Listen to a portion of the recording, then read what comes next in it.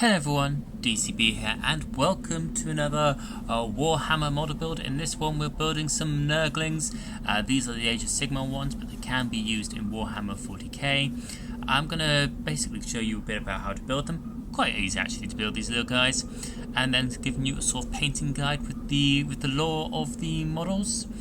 With how I wanted to do them. So let's begin the lore as the building goes on in the background. Are diminutive plague imps that grow like cankers in the foul innards of the plague god's great unclean ones. They are tiny fantasies of Nurgle himself that gather in inexorable swarms and spill over the enemy in a biting, scratching tide. With needle fangs and pinching claws, the Nurglings worry at their victims, while the sheer weight of their giggling, farting mass can even bear down a noble space marine to the ground. Infested with fuming foulness, the Nurglings cause myriad tiny wounds that fester and blacken in seconds. Meanwhile, the disease juices they squirt enthusiastically from every orifice smear and blind their victims, poisoning them further. Lesser soldiery soon succumb to this horrific onslaught, while more than a few mighty heroes have met an indomitable end beneath a squeaking heap of Nurglings. When the Death Guard go to war, infestations of Nurglings appear spontaneously whenever they go. They wriggle through the innards of the plague ships like merry little maggots, popping unexpectedly from ventilation gates and frolicking in the cesspools that collect in the vessel's bowels. On the battlefield, they spill from ammo crates, cling gleefully to the heel of advancing tanks, and even burrow through the innards the plague marines themselves as they march to war. Some attach themselves to individual warriors, following the masters around like faithful pets and attempting to help in any way they can. Many Death Guard find these effective mates a constant annoyance as they flinch blight glades to wave, scramble up and around limbs to lap at putrid discharge, and mimic bellowed orders in squeaky voices while waving their stubby arms. Yet their presence is also to be a sign of Nurgle's favour, for the grandfather does not entrust his squelching pesties to any mortal servant. For all their mischievousness, Nurglings provide a surprisingly powerful asset. When the fighting rages hot, masses of them swarm across the battlefield into hiding places such as tanks, wrecks, sewer systems, and collapsed corpse-choked ruins. As the enemy draws near, the Nurglings can erupt from concealment like a rupturant tide wave, pouring and piling on top of one another and spilling over the victims to muffle the frantic screams and rattling panicked bodies far beneath hundreds of flabby little bodies. Nurglings especially favour victims of the Fourth Plague Company, gravitating towards these ruled over by the Death Guard sorcerers. Such warbands as the Fifth favour the pious of the Seventh, and the benignous ones enter battle amidst the living carpets of Nurglings. Meanwhile, the name of Durklaf Golfler is renowned throughout the Death Guard. This malevolent plaguecaster is known as the Father of Mites, and is born into battlefield upon a jabbering mountain of adoring Nurglings. Now to get onto the painting. A little bit of layer of Death Guard green as your base spray.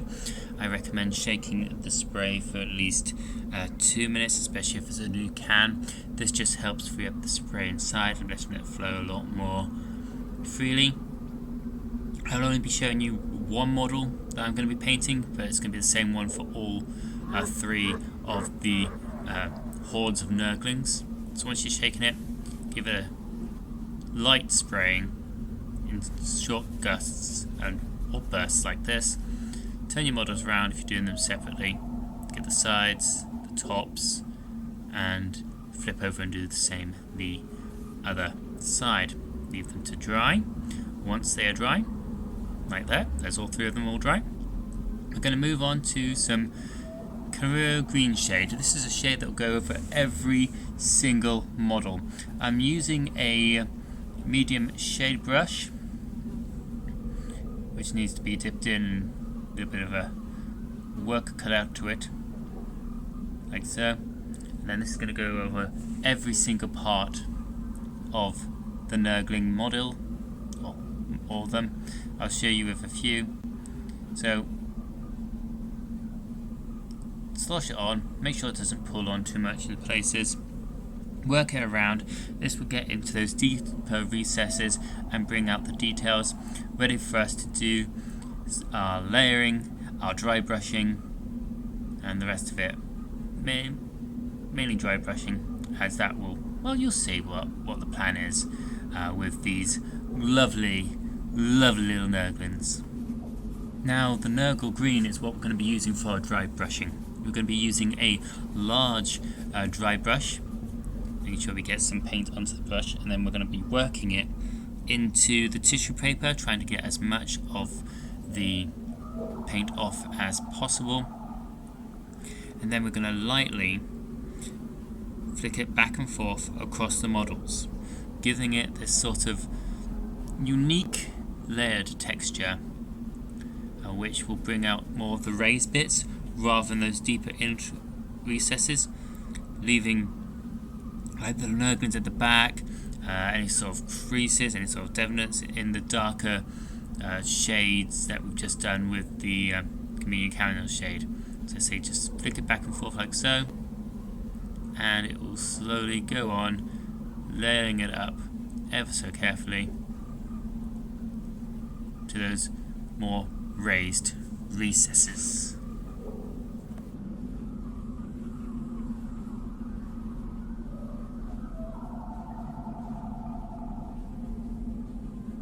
Now moving on to something a bit different. For the tongues, first a layer of Warzaka red. I am not doing a base red colour. This is because I want these areas to be looking a bit more fleshy.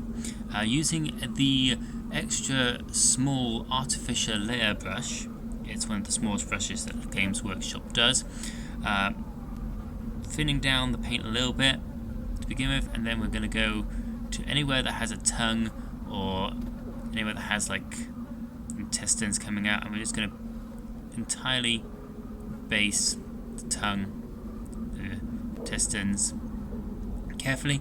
Not every opening of the Nurglings will have this, because those are going to be for different colours later on, which represent the putrefaction and diseases that live inside the bodies of the Nurglings.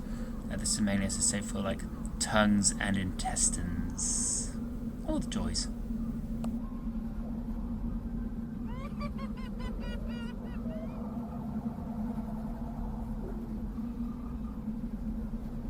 Right, now that's done. Some sapphire sapphire.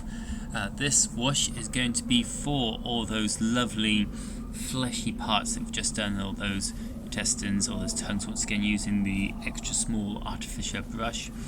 Getting a bit of this sapphire onto the brush, and then very gently going over the tongues, the intestines, anything like that that is needed. This will cause the tongues to slightly go a bit darker, a bit more fleshy coloured, a bit more poppy outy. This is important for when we go on to the next layer. However, while that's drying, we're moving on to Ogre Camo. This is going to be for the plague bits inside and any sort of like slime dripping from inside the Nurglings. This is to represent, as I said, the internal diseases and rot that they carry within them, the blessings of Nurgle, which is why I've decided to go with this lighter green, using the extra small artificial brush as with all these finer details. It's finding those bits where the pustules will be shown through, the inner workings of Nurgle's gifts will be showing, and then just ever so carefully giving them a line and a paint. There isn't much on these Nurglings for this particular one. As you can see here, it's literally just these bits as these openings in the flesh, or whatever you want to say that Nurglings are made up with, and then showing the innermost workings of the Nurgle's rot, the Nurgle's virus, the gifts and plagues of Nurgle as they spew forth from the particular Nurgling, or which are carried within the Nurgling's body themselves. It also sort of makes them look a bit more unnatural as well, like parts of the body have fallen away, and instead of seeing like flesh or organs, you see this sort of green glowing putrefaction of pestilence and disease, all just glowing within them like the demons of the ruinous powers that they are, the cursed children of Nurgle and the bringers of rot and disease. Very, very lovely little chaps they are too.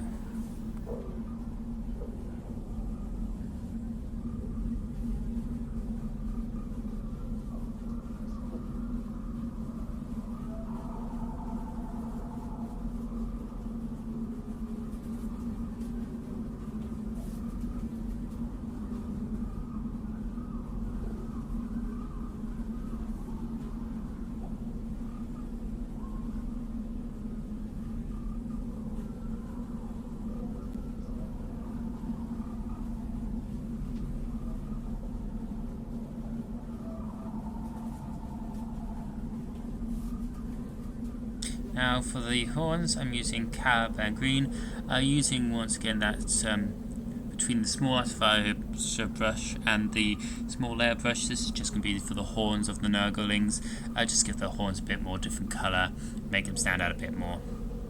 Be quite careful at times, as some of these horns do run into the bodies and chests and tongues of the other Nurglings. It's just being very, very careful, which is why the artificial brush is used sometimes instead of the small layer brush. That's just to say to give these horns a bit more of a darker look, so they stand out a bit more from the bodies of the little Nurglings.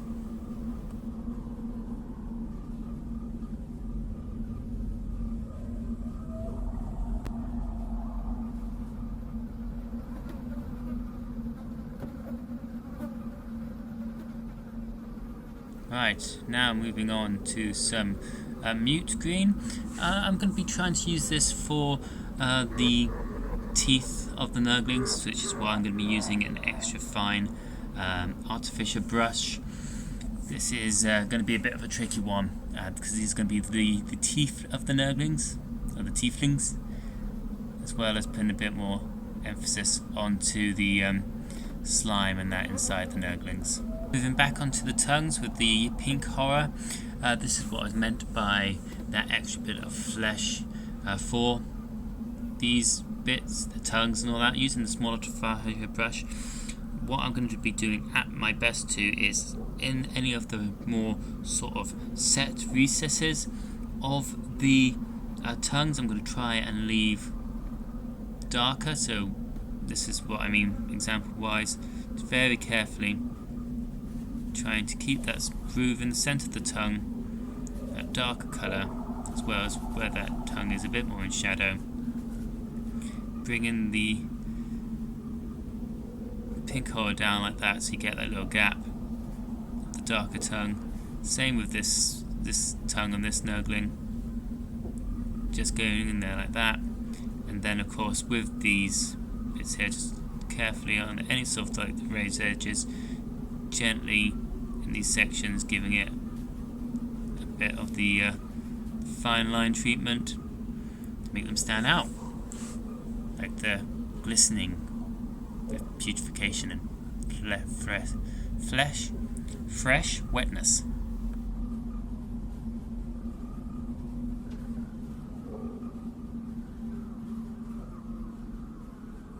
Now the painting is done, all that is left for these Nurglings is to put them together. With these ones, it's very, very simple. They have this little base bit here, which hasn't been painted.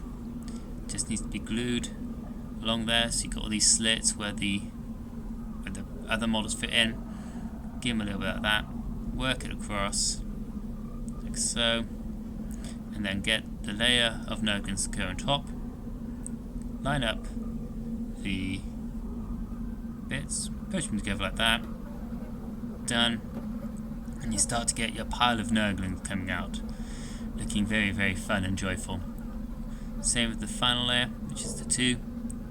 Once again, just running the glue along that base bit there, not on the models bits that you painted. Getting your 2 little Nurglings, and then pop them into place, wriggling them around until they fit just perfectly. Like that. A little bit more. There we are. And then for the final bit, get the glue that you need onto the very, very base of these Nurglings. Try to get it across all 3 of them in this sort of zigzaggy pattern. Place them on your base. Leave them to dry. And then we'll see what all 3 of the Nurglings look like together. And there they are, all built, painted and ready to go. These lovely little Nurglings, ready to bring the gifts of Grandfather Nurgle to all those. You can see why I decided to do them separately, so they each had their individual bits on them, even though some of it's lost because of the just sheer number of Nurglings dogpiling on there. Same sort of thing with the other 2 as well. All done separately. All the same paint scheme and paint colours. And I just love the way that with this dry brushing effect that you still get those dark recesses even in the lighter bits of the Nurglings. There's a happier Nurgling. And there's never a happier Nurgling. There we are. I hope as always you've enjoyed this video. Don't forget to comment on how you enjoyed it, what you'd like to see next. Like the video if you enjoyed the content, share it with others who you believe will enjoy it as well. Subscribe to the channel if you haven't already, and until the next one. This is DCB. Knowledge is power if we use it wisely.